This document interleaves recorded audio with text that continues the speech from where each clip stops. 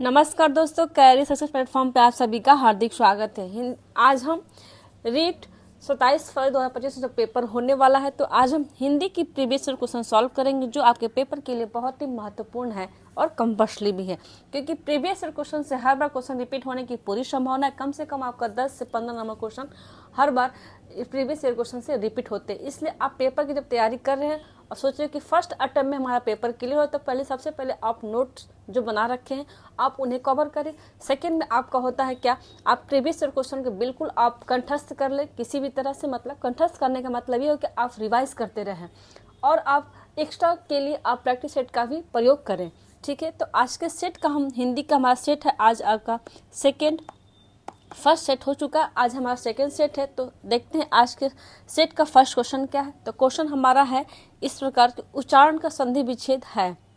तो उच्चारण का संधि विच्छेद कैसे करते हैं देखते हैं। ऑप्शन दिया ए में कि उच्च प्लस आरण, बी में है कि उच्चा प्लस रण, सी है कि उच्च प्लस चारण, डी है उत्त प्लस चारण।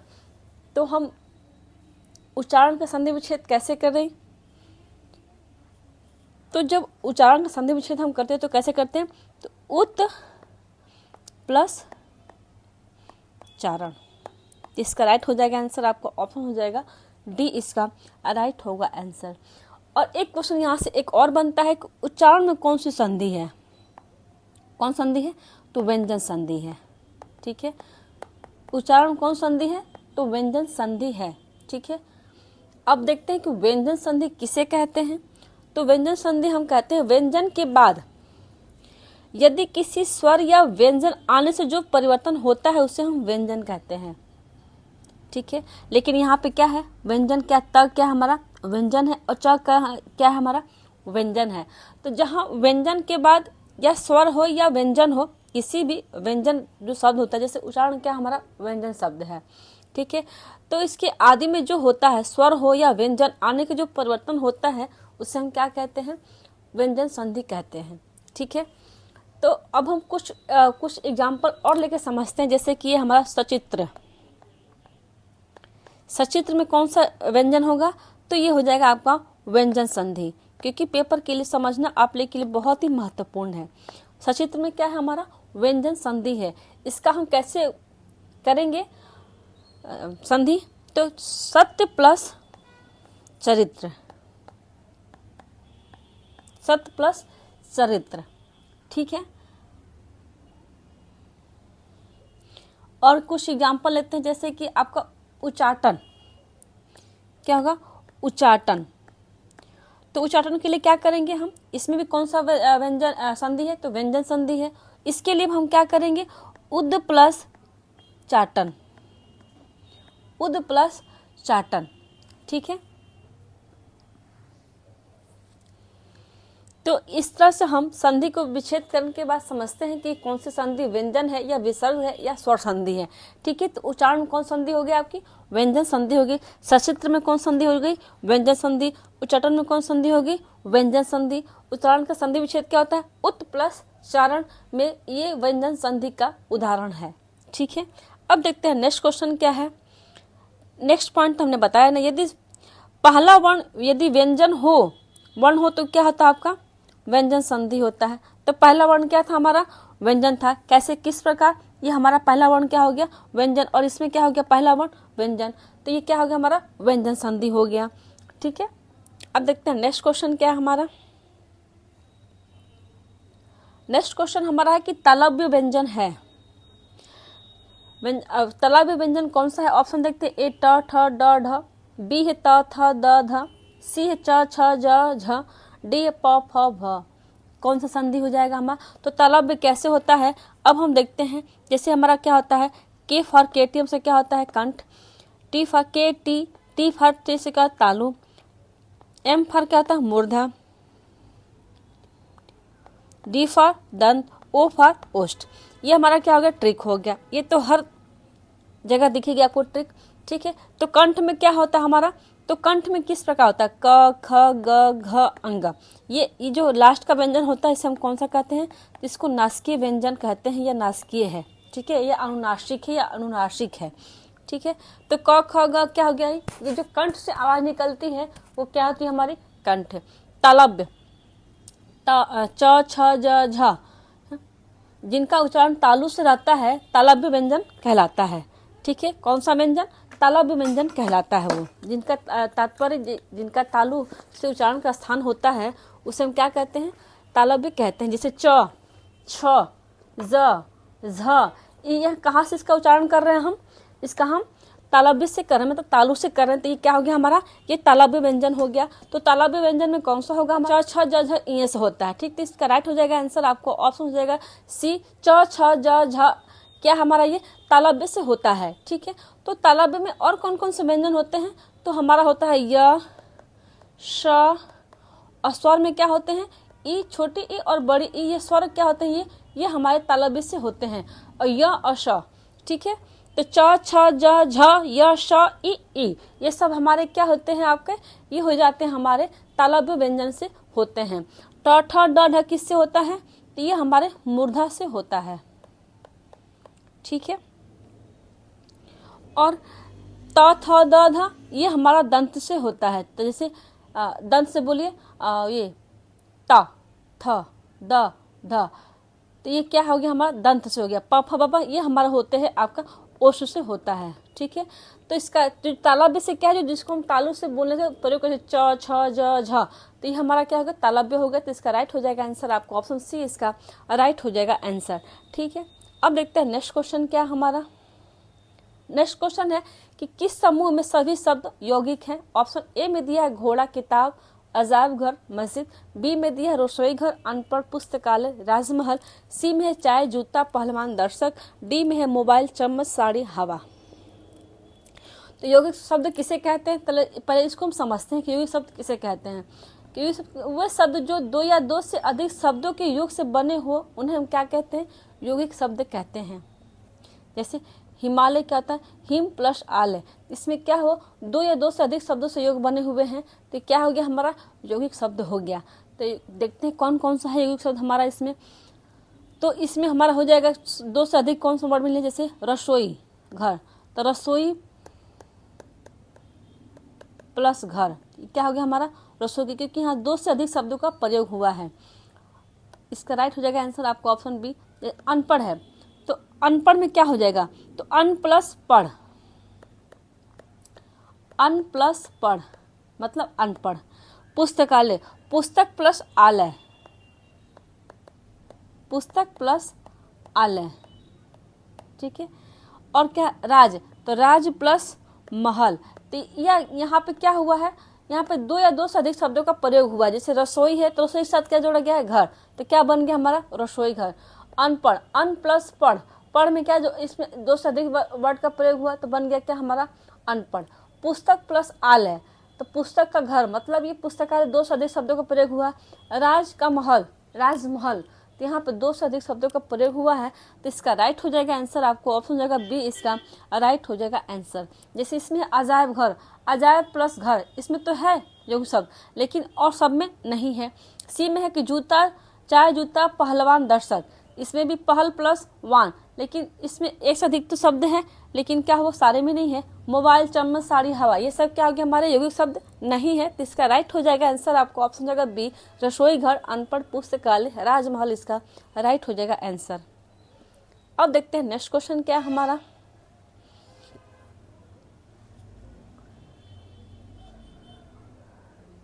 नेक्स्ट क्वेश्चन हमारा है कि किस समूह के सभी शब्द विदेशी हैं? ऑप्शन दिया है ए किताब, सिनेमा, संतरा। बी काजू, वनस्पति, जनेऊ।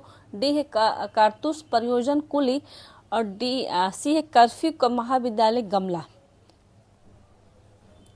तो इसका राइट आंसर कौन सा हो जाएगा? तो इसका राइट हो जाएगा आंसर, आपको ऑप्शन हो जाएगा ए किताब, सिनेमा, संतरा, क्या हमारा? ये सब विदेशी शब्द हैं। कैसे देखते हैं, पहले समझते हैं कि विदेशी शब्द किसे कहते हैं, क्योंकि आपकी परिभाषा से एक नंबर क्वेश्चन हमेशा पेपर में आता है कि विदेशी शब्द किसे कहते हैं, यौगिक शब्द किसे कहते हैं, रूढ़ शब्द किसे कहते हैं, योग रूढ़ शब्द किसे कहते हैं। तो इसीलिए आप किसी भी चीज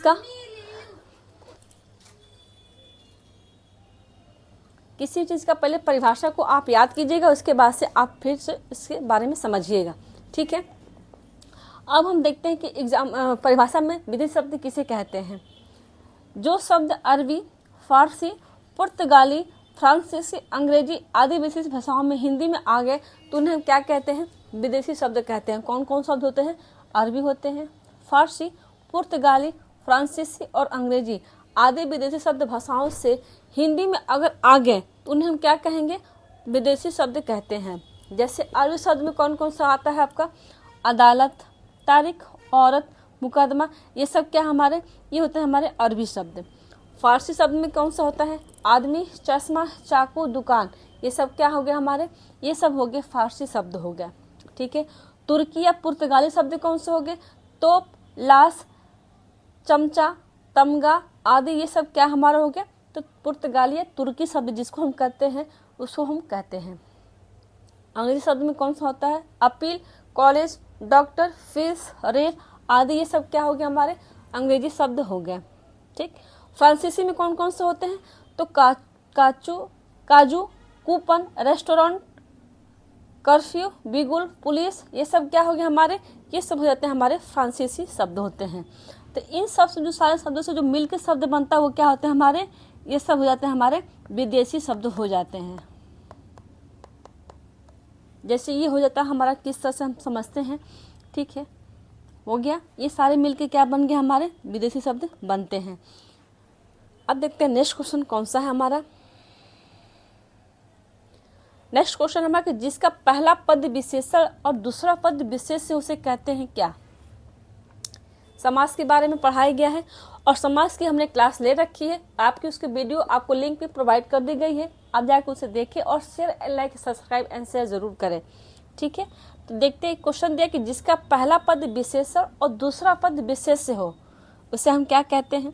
ऑप्शन दिया, ए अव्ययभाव समास, बी है द्विगु समास, सी है तत्पुरुष समास, डी है कर्मधारय समास। तो जिसके पहला पद विशेषण और दूसरा पद विशेष से हो वो क्या होता है हमारा? तो कर्मधारय समास होता है। तो इसका राइट हो जाएगा आंसर, आपको ऑप्शन हो जाएगा डी, कर्मधारय समास। कर्मधारय समास किसे कहते हैं? क्योंकि हमने कहा कि परिभाषा से आपका 1 नंबर क्वेश्चन हमेशा आता है। बहुब्रीहि समास किसे कहते हैं, द्विगु समास किसे कहते हैं, द्वंद्व समास किसे कहते हैं, अव्ययभाव समास किसे कहते हैं, तत्पुरुष समास किसे कहते हैं, कर्मधारय किसे कहते हैं। तो आपको सब हर टॉपिक के आपकी परिभाषा को साथ में लेके चलना है और साथ में एग्जाम्पल को भी लेके चलना है। ठीक है, तो कर्मधारय समास किसे कहते हैं? तो जिस समस्त पद का उत्तर पद प्रधान हो और पूर्व पद और उत्तर पद में उपमान या उपमेय तथा विशेषण और विशेष संबंध हो वो क्या होता है हमारा? कर्मधारय समास होता है। मतलब जिस समस्त पद का उत्तर पद हो तथा पूर्व पद और उत्तर पद में उपमान और उपमेय या विशेषण या विशेष का संबंध हो वो क्या हो गया हमारा? कर्मधारय समास हो गया। ठीक है, अब थोड़ी से हम देखते हैं कि एग्जाम्पल से समझते हैं कि कर्मधारय समास को कैसे समझते हैं। ठीक है, एक तो कर्मधारय समास पकड़ने का एक शॉर्ट ट्रिक क्या है, ट्रिक से समझते हैं हम। इसके ट्रिक है कि किसी भी शब्द में, जैसे मान लीजिए कि हम कहते हैं कि महापुरुष, हमने लिया क्या? महापुरुष। इसको संधि करते समय है, जो, ठीक, या के समान आ गया तो हमारा क्या हो जाएगा? हमारा वो कर्मधारय समास होगा। सबसे अच्छा इसका ट्रिक ये है कि किसी भी शब्द को हम संधि करेंगे या है जो या के समान शब्द का प्रयोग हुआ वो हमारा क्या होता है? कर्मधारय समास होता है। जैसे यहाँ पे है कि महापुरुष, इसका हम संधि करेंगे तो महा है जो पुरुष, महा है जो पुरुष। तो यहाँ पे किसका प्रयोग हो गया? आपका है जो का प्रयोग होता है। ये क्या हो गया हमारा? कर्मधारय समास हो गया। सेकंड देखते क्या होगा। सेकंड में होता है हमारा क्या कि चंद्र वाले, देखिए कमल नयन, कमल नयन। तो इसका संधि करेंगे तो क्या होगा? कमल के समान नयन, कमल के समान नयन। तो इसमें किसका प्रयोग किया हमने? ट्रिक के रूप में के समान का प्रयोग किया। तो क्या हो गया हमारा? आपका कर्मधारय समास हो गया। ठीक है, तो कर्मधारय समास को समझने के लिए एक ट्रिक में हमने बताया क्या, किसी भी शब्द में संधि करते समय है जो का प्रयोग हुआ आपका कर्मधारय समास, या के समान का प्रयोग हुआ तो कर्मधारय समास। जैसे हमने एग्जाम्पल में लिया महापुरुष, तो महा है जो पुरुष, मतलब महान है जो पुरुष, कौन सा? ये हो जाएगा आपका कर्मधारय समास। कमल नयन, कमल के समान जिसके है नयन, तो ये हो जाएगा हमारा कौन सा, कर्मधारय समास, मतलब है जो और के समान का प्रयोग हुआ।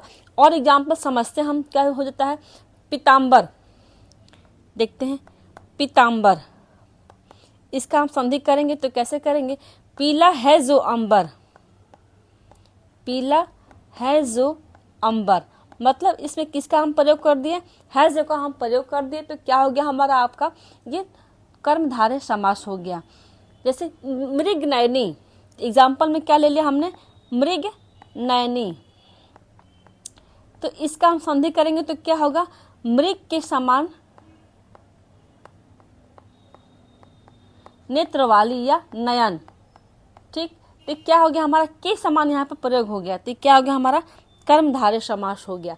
ठीक है, विद्याधन, तो विद्या रूपी धन, भवसागर, या एक और ट्रिक है, जहां भी रूपी का भी प्रयोग होगा वो क्या हो जाएगा हमारा कर्मधारय समास। जैसे कि विद्याधन, तो विद्या रूपी धन है जो रूपी और के समान कहाँ प्रयोग हुआ, वो हमारा हो जाएगा के समान, मतलब क्या होगा, ये हो जाता है हमारा कौन सा, ये कर्मधारय समास होता है। जैसे प्राण प्रिय, प्राण प्रिय की हम संधि करते कैसे होगा, या इसको हम विग्रह करेंगे तो कैसे होगा प्राण प्रिय का, तो प्राण प्रिय है जो प्राणों को, ये क्या हो गया हमारा कर्मधारय समास हो गया। ठीक है, चंद्र बदन, तो चंद्रमा के समान जिसका हो मुंह या वदन, तो हो जाता है हमारा कौन सा कर्मधारय समास, मतलब किसी भी शब्द का हम विग्रह करेंगे उसमें के समान या है जो या रूपी, ये तीन शब्द को बिल्कुल आपको कंठस्थ करना है ट्रिक के रूप में। अगर कहीं भी आपको शब्दों का आप संधि करते समय या विग्रह करते समय ये शब्द का प्रयोग हो गया तो आप समझिएगा कि हमारा कौन सा हो जाएगा, ये आपका ये कर्मधारय समास हो गया। बस आपको ये तीन ट्रिक याद करना है और पेपर में जाके बिल्कुल आप उस शब्द को विग्रह कीजिएगा। अगर ये तीन शब्द का प्रयोग हुआ तो आपका राइट हो जाएगा आंसर। ठीक है, अब देखते हैं नेक्स्ट क्वेश्चन कौन सा हमारा। नेक्स्ट क्वेश्चन है हमारा कि किस शब्द में ए स्वर नहीं है, किस शब्द में ए स्वर नहीं दिया है। ऑप्शन दिया ए वैदिक, बी है ऐक्य, सी है पैतृक, डी है स्नेह। तो हम पहले देखते हैं कि इसका हम संधि करके देखते हैं तो हमें समझ में आ जाए कि इसमें ए का प्रयोग, ए का प्रयोग नहीं हुआ है। जैसे वैदिक का करते हैं तो व plus A plus the plus E plus क प्लस अ। ठीक, तो क्या इसमें हुआ है आपका ए का प्रयोग हुआ है, तो आपका ये राइट आंसर नहीं होगा। ऐक्य का देखते हैं, इसमें किस चीज का प्रयोग हुआ है, तो ए क और य, इसमें भी ए का प्रयोग हुआ है। पैतृक में देखते हैं प ए त री क और अ, इसमें भी ए का प्रयोग हुआ है। तो लास्ट बच्चा हमारा कौन सा, ऑप्शन डी इसका राइट हो जाएगा आंसर। स्नेह में क्या है, ए का प्रयोग नहीं हुआ है, इसमें क्या होता ए का प्रयोग होता है। ठीक है, किसका प्रयोग होता है, ए का प्रयोग होता है। ठीक है, देखते हैं नेक्स्ट क्वेश्चन कौन सा हमारा। प्यास शब्द का वर्ण विच्छेद है, ऑप्शन ए में दिया है, कौन सा देखते हैं। ऑप्शन ए है कि प अ य आ स अ, ऑप्शन बी में है कि प य आ स अ। तो प्यास का हम देखते हैं ना संधि विच्छेद कैसे बनता है, देख लेते हैं। तो कैसे बनेगा, तो प य आ स और अ, ये कहीं दिख गया आपका संधि तो आपका राइट हो जाएगा आंसर आपका, वही तो हमारा दिख गया आपका ऑप्शन बी में दिख गया, इसका राइट हो जाएगा आंसर आपका ऑप्शन बी, इसका राइट होगा आंसर। अब देखते हैं नेक्स्ट क्वेश्चन क्या है हमारा। बहुवचन कहते हैं, ऑप्शन ए है कि शब्द के जिस रूप में बहु का बोध हो उसे बहुवचन कहते हैं। बी में है कि शब्द के जिस रूप में वस्तु या प्राणियों की संख्या का बोध हो उसे हम बहुवचन कहते हैं। सी में कि शब्द के जिस रूप से किसी जाति का बोध हो उसे बहुवचन कहते हैं। डी शब्द के जिस रूप से एक से अधिक व्यक्तियों या वस्तुओं का आदि का बोध हो उसे बहुवचन कहते हैं। हमने कहा था कि आप हिंदी के हर टॉपिक की परिभाषा साथ में लेके चलिएगा, क्योंकि परिभाषा से एक नंबर क्वेश्चन हमेशा आते हैं। तो यहाँ क्वेश्चन आ गया ना कि बहुवचन किसे कहते हैं, तो हम किसे कहते हैं, तो शब्द के जिस रूप से एक से अधिक व्यक्ति या वस्तुओं का बोध हो उसे हम कहते हैं बहुवचन। का मतलब ही होता है एक से अधिक का होना। ठीक है, इसका राइट हो जाएगा आंसर आपको ऑप्शन डी इसका राइट होगा आंसर।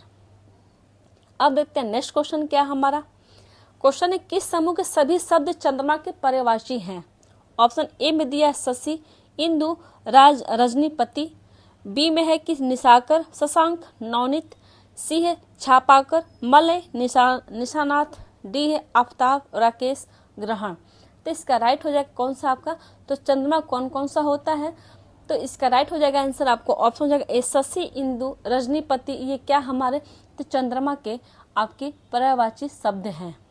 ठीक है, तो चंद्रमा कौन कौन से होते हैं आपका, तो एक हो गया शशि, इंदु, रजनीपति। ठीक, और क्या क्या होता है, चंद्र, राकेश, शशांक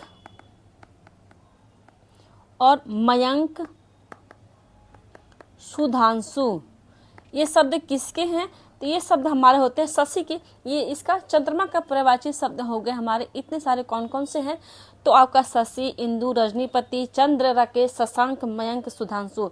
इन शब्दों में से कोई भी पर्यायवाची शब्द आया तो आप बिल्कुल एक झटके में पकड़े कि चंद्रमा का पर्यायवाची शब्द दिया गया है। ठीक है, देखते हैं नेक्स्ट क्वेश्चन क्या है हमारा। अब नेक्स्ट क्वेश्चन है कि किस युग में विलोम शब्द नहीं दिया है। तो नहीं क्वेश्चन आए पर इसको सर्किल कर लीजिएगा। इससे क्या होता है कि हमें ऑप्शन पढ़ने में इजी होता है कि पूछा क्या है क्वेश्चन में। ठीक है, तो इसने कहा कि विलोम शब्द का युग में सही नहीं पूछा है। तो ऑप्शन देखते ए में कि प्रवृत्ति का निवृत्ति, बी में कि प्रत्यक्ष प्रवृत्ति, सी है कि बहिरंग का अतरंग, डी में कि पदोन्नत का पदावंत। तो इसका राइट कौन सा हो जाएगा आपका, तो इसका राइट हो जाएगा आंसर आपको ऑप्शन हो जाएगा बी, प्रत्यक्ष का प्रवृत्ति। ये गलत आंसर है, क्योंकि क्या होगा इसका, तो इसका विलोम जैसे परोक्ष क्या होता है, परोक्ष का हो जाता है हमारा अप्रत्यक्ष होता है।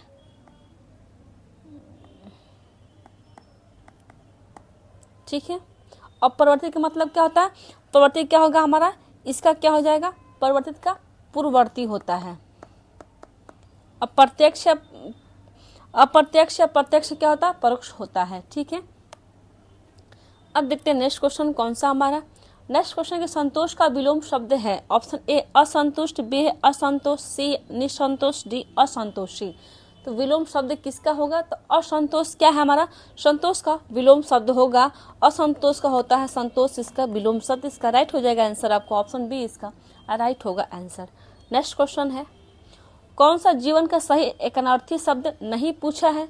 तो ऑप्शन ए है कि जल, बी है प्राण, सी है जिंदगी, डी है वायु। तो जीवन का कौन सा एकनार्थी शब्द नहीं दिया है इसमें, तो कौन सा है आपका, तो आपका जिंदगी जो शब्द है क्या है हमारा, ये एकनार्थी शब्द नहीं है किसका, जीवन का। तो जीवन का अनेक कौन कौन शब्द होता है हमारा, तो ये ब्रह्मा, ईश्वर भी क्या है सब, ये सब जैसे ये हो सब क्या होगा आपका जीवन का एकनार्थी शब्द होता है। लेकिन जिंदगी क्या है, इस जीवन का एकनार्थी शब्द नहीं है। ठीक है, अब देखते हैं नेक्स्ट क्वेश्चन कौन सा हमारा। नेक्स्ट क्वेश्चन ये है कि जिन शब्दों के एक से अधिक अर्थ होते हुए क्या कहलाते हैं। ऑप्शन ए एकार्थी, बी है समानार्थी, सी पर्यायवाची, डी है एकनार्थी। तो एक से अधिक शब्द होते हुए क्या कहलाते हैं, एकनार्थी शब्द कहलाते हैं। इसका राइट हो जाएगा आंसर आपको ऑप्शन हो जाएगा डी एकनार्थी शब्द। नेक्स्ट क्वेश्चन देखते हैं किस समूह के सभी शब्दों में प्रत्यय लगा है। ऑप्शन ए अधर्म, सामान्य, गौरव, बी में दयालु, डी बिया ज्ञानी अज्ञानी, सी में है कि गुड़िया, शंकर, प्यास, डी है घर, राजमहल, कसैला। तो किसमें प्रत्यय का प्रयोग किया गया है, तो दयालु। जैसे अब हम पढ़ते हैं एक एक चीज तो हम समझेंगे। ठीक है, जैसे अधर्म, अम तो कोई होता नहीं है। सामान्य, गौरव, इसमें प्रत्यय नहीं है। ठीक, तो इसका राइट हो जाएगा आपको जैसे दयालु का तो दयालु, तो इसका क्या प्रयोग हुआ, आलू, तो आलू क्या हो गया हमारा, ये प्रत्यय हो गया। डिबिया, इया, तो इसमें किसका प्रयोग हुआ है, आपका इया का प्रयोग हुआ है। ठीक है। ज्ञान, अज्ञानी, तो अज्ञानी में किसका प्रयोग हुआ है, आपका आनी का प्रयोग हुआ है। तो आपका ये सब क्या है हमारा, ये सब प्रत्यय शब्द होता है। ठीक है। गुड़िया, शंकर, प्यास, आस, ये सब क्या हमारा, ये सब प्रत्यय शब्द नहीं है। तो इसका राइट हो जाएगा आंसर आपका कौन सा, तो इसका राइट हो जाएगा आंसर आपको ऑप्शन हो जाएगा बी, दयालु, डिबिया, अज्ञानी, ये सब क्या हमारे प्रत्यय शब्द के उदाहरण है। नेक्स्ट क्वेश्चन देखते हैं अब, कौन सा समास विग्रह सही नहीं है। ऑप्शन ए है कि दाल रोटी, दाल रोटी, दाल और रोटी। बी में पंचानन, पांच है जिनके आनंद, शिव। सी में है पुस्तकालय, पुस्तक और आलय। डी है सुलोचना, सुंदर है लोचन जिसके। इसने पूछा नहीं है, पूछा है कि इसका कौन सा हो जाएगा, पुस्तकालय। क्या पुस्तक और आलय नहीं होता है, पुस्तक के लिए आलय होता है। इसका राइट हो जाएगा आंसर आपको ऑप्शन हो जाएगा सी, पुस्तकालय क्या होता है, पुस्तकों का आलय, पुस्तकों के लिए आलय। इसका राइट हो जाएगा आंसर। ठीक, पुस्तक और आलय नहीं होता है, एक दूसरे से क्या है, ये जुड़े हुए हैं। तो पुस्तकालय क्या होता है, पुस्तक के लिए, पुस्तकों के लिए आलय। इसने पूछा कौन सा समास है, तो आप बताइए कौन सा पुस्तकालय में कौन सा समास है, तो ये हमारा तत्पुरुष समास है। कौन सा समास है, तो तत्पुरुष समास है। तत्पुरुष समास में कौन सा समास है, एक होता है तत्पुरुष के 6 है संप्रदान, ये कौन सा जगह आपका, ये संप्रदान तत्पुरुष समास है। ठीक है, कौन सा है, संप्रदान तत्पुरुष समास है। लेकिन सिर्फ पूछेगा पुस्तकालय में कौन सा समास है, तत्पुरुष। अगर पूछे तत्पुरुष समास में कौन से कारक का समास है, तो संप्रदान कारक का है ये। ठीक है, अब देखते हैं नेक्स्ट क्वेश्चन क्या है हमारा। नेक्स्ट क्वेश्चन है कि संध्या और रात्रि के बीच समय के लिए सर्वाधिक उपयुक्त एक शब्द है, कौन सा है। ऑप्शन ए है गोधूली, बी है शाम, सी है रात, डी है छाया। तो जो संध्या या रात्रि के जो बीच का जो समय होता है उसे हम क्या कहते हैं, गोधूलू कहते हैं। तो इसका राइट हो जाएगा आंसर आपको ऑप्शन है गोधूली, इसका राइट हो जाएगा आंसर। ठीक है, अब देखते हैं नेक्स्ट क्वेश्चन क्या दिया हमारा। नेक्स्ट क्वेश्चन है कि युद्ध करने का इच्छुक, युद्ध करने का इच्छुक के लिए सर्वाधिक उपयुक्त एक शब्द है। ऑप्शन ए है बहादुर, बी है वीर, सी है दबंग, डी है युसुप्त। इसका राइट हो जाएगा आंसर आपको ऑप्शन हो जाएगा डी युसुप्त, इसका राइट हो जाएगा आंसर। अब देखते हैं नेक्स्ट क्वेश्चन कौन सा हमारा। नेक्स्ट क्वेश्चन है कौन सा प्रत्यय लगाने से मधुर विशेषण भाववाची या संज्ञा में परिवर्तित हो जाएगा। ऑप्शन ए में दिया है त्व, बी में है ता, सी है तम, डी है पन। तो कौन सा लगाएंगे मधुर में, तो कौन सा लगाएंगे हम देखते हैं कौन सा। तो मधुर का हम प्रत्यय प्रयोग करेंगे तो मधुरता, क्या इसमें हम ता जोड़ दिए तो प्रत्यय कौन सा हो गया हमारा, ऑप्शन डी, इसका ऑप्शन बी इसका राइट हो जाएगा आंसर। ठीक है, अब देखते हैं नेक्स्ट क्वेश्चन क्या है हमारा। कौन समूह प्रश्नवाचक सर्वनामों का है। ऑप्शन ए में दिया है वह, उसकी, हम, बी जिसे, जैसा, हमारा, सी है किसी, तुम, क्या, डी है कौन, किसे, कब। तो इसका राइट हो जाएगा आंसर आपको ऑप्शन हो जाएगा डी, कौन, किसे, कब, इसका राइट हो जाएगा आंसर। नेक्स्ट क्वेश्चन देखते हैं अब। जहां एक क्रिया के समाप्त होने के तुरंत बाद दूसरी पूर्ण क्रिया होने का बोध होता है, जैसे दिनेश पढ़कर सोया, वहां पहली क्रिया को क्या कहते हैं। ऑप्शन ए है पूर्वकालिक क्रिया, बी है तत्कालिक क्रिया, सी है पूर्णकालिक क्रिया, डी है क्रियार्थक क्रिया। तो इसका राइट हो जाएगा आंसर आपको ऑप्शन हो जाएगा बी, पूर्वकालिक क्रिया इसे हम कहते हैं। तो ऑप्शन हो जाएगा इसका बी, ए इसका राइट हो जाएगा आंसर, पूर्वकालिक क्रिया हम कहते हैं। नेक्स्ट क्वेश्चन है एक पद वाक्यांश या उपवाक्य का संबंध दूसरे पद वाक्यांश या उपवाक्य से जोड़ने वाले अव्यय को कहते हैं। ऑप्शन ए है समुच्चय बोधक अव्यय, बी है विस्मयादि बोधक अव्यय, सी है क्रिया विशेषण, डी है अप्रकट अव्यय। तो इसका राइट हो जाएगा आंसर आपको ऑप्शन हो जाएगा ए, समुच्चय बोधक अव्यय, इसका राइट हो जाएगा आंसर।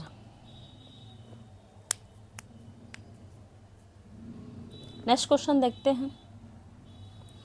किस वाक्य में प्रेरणार्थक क्रिया है? ऑप्शन ए है लड़का बहुत पढ़ रहा है, ऑप्शन बी है किसान खेत के सूखे पेड़ कटवा चुके हैं, सी है आप बहुत ईमानदार हैं, डी है मेरे घर की छत टपकती है। तो इसमें प्रेरणार्थक शब्द कौन सा है? किसान खेत से के सूखे पेड़ कटवा चुका है, इसका राइट हो जाएगा आंसर आपको ऑप्शन हो जाएगा बी, इसका राइट होगा आंसर। नेक्स्ट क्वेश्चन है, कौन सा मिश्र वाक्य है? ऑप्शन ए है वह ज्ञानी है किंतु जिद्दी है, बी सीता पढ़ रही है, सी आकाश में बिजली चमकती है, डी है वह कौन सा व्यक्ति है जिसने महात्मा गांधी का नाम न सुना हो। तो इसका राइट हो जाएगा कौन सा, इसमें मिश्र वाक्य कौन सा है?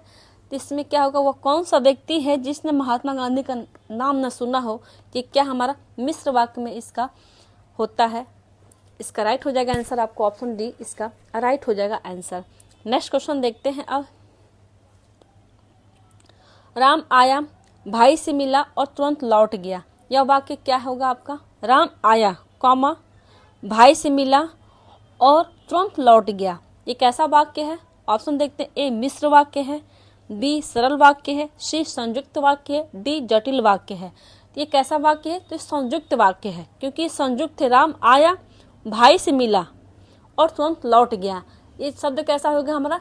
ये संयुक्त वाक्य हो गया। ठीक है, अब देखते हैं नेक्स्ट क्वेश्चन कौन सा है। संयुक्त वाक्य सही। नेक्स्ट क्वेश्चन देखते हैं अब। किसी बड़े अंश का संक्षिप्त रूप दर्शाने के लिए किस चिन्ह का प्रयोग किया जाता है? ऑप्शन ए है लाघव, चिन्ह में संक्षेप सूचक चिन्ह है, बी है अल्प विराम, सी अर्धविराम, डी है कोष्टक। तो इसका राइट हो जाएगा आंसर कौन सा? ऑप्शन हो जाएगा ए लाघव चिन्ह संक्षेप सूचक चिन्ह, इसका राइट हो जाएगा आंसर। नेक्स्ट क्वेश्चन देखते हैं। छी तुमने तो नाम ही डुबो दिया, इसका राइट आंसर कौन सा है? इसमें ऑप्शन ए है कि छी तुमने तो नाम ही डुबो दिया, बी में कि छी तुमने तो नाम ही डुबो दिया, सी है छी कॉमा तुमने तो नाम ही कॉमा डुबो दिया, छी तुमने तो कॉमा नाम ही कॉमा डुबो दिया। तो इसमें कौन सा सही बताया गया है आंसर? तो इसमें हमारा राइट हो जाएगा आंसर कौन सा? तो इसका राइट हो जाएगा आंसर आपको ऑप्शन डी, छी अर्धविराम तुमने तो नाम ही डुबो दिया। तो इसको कौन सा चिन्ह कहते हैं? इसको हम कहते हैं बीच में सूचक चिन्ह कहते हैं। किसको? जहां ये इसके बाद से कौन सा हो गया शब्द आपको ऑप्शन बी, इसका राइट हो जाएगा आंसर। नेक्स्ट क्वेश्चन देखते हैं अब। कौन सा अर्थ सही नहीं पूछा है? ऑप्शन ए छठी का दूध याद आना, मतलब बचपन का लाड प्यार याद आना, बी है आस्तीन का साफ होना, समीप का विश्वासघाती होना, सी त्रिशंकु होना, कोई काम करते हुए बीच में अटक जाना, डी है खून सफेद हो जाना, दया ममता न रह जाना। तो इसका राइट हो जाएगा आंसर आपको ऑप्शन हो जाएगा ए छठी का दूध याद आना, मतलब बचपन का लाड प्यार याद आना, इसका राइट हो जाएगा आंसर। नेक्स्ट क्वेश्चन देखते हैं। कौन सा अर्थ सही है? ऑप्शन ए है छाती पर सांप लौटना, मतलब ईर्ष्या करना, बी है बालू से तेल निकालना, नई तकनीक का प्रयोग करना, सी हाथों के तोते उड़ जाना, पिंजरे से तोते का निकल जाना, डी हाथ पांव फूल जाना, मोटा हो जाना। तो इसका राइट हो जाएगा आंसर आपको ऑप्शन हो जाएगा ए छाती पर सांप लौटना, मतलब ईर्ष्या करना, इसका राइट हो जाएगा आंसर। नेक्स्ट क्वेश्चन देखते हैं। खेत रहना का अर्थ है ऑप्शन ए शहीद हो जाना, मतलब खेत गिरवी रख देना, सी को खेत में ही रुक जाना, डी है क्षेत्र में निवास करना। खेत रहना मतलब शहीद हो जाना, इसका राइट हो जाएगा आंसर, इसका ऑप्शन ए हो, इसका राइट हो जाएगा। नेक्स्ट क्वेश्चन आज का सेट का लास्ट क्वेश्चन है। रंग में भंग होना का अभिप्राय है। ऑप्शन ए है रंगों में भंग मिल जाना, बी रंग का डिब्बा बिखर जाना, सी उल्लास में विघ्न पड़ना, डी है रंगीन तस्वीर खराब हो जाना। तो इसका राइट हो जाएगा आंसर आपको ऑप्शन हो जाएगा सी, उल्लास में विघ्न पड़ना क्या है? रंग में भंग होना से अभिप्राय है। ये मुहावरा का अर्थ है उल्लास में विघ्न पड़ना या खुशी के अवसर पर कोई विघ्न आन होना। इसका राइट हो जाएगा आंसर ऑप्शन सी।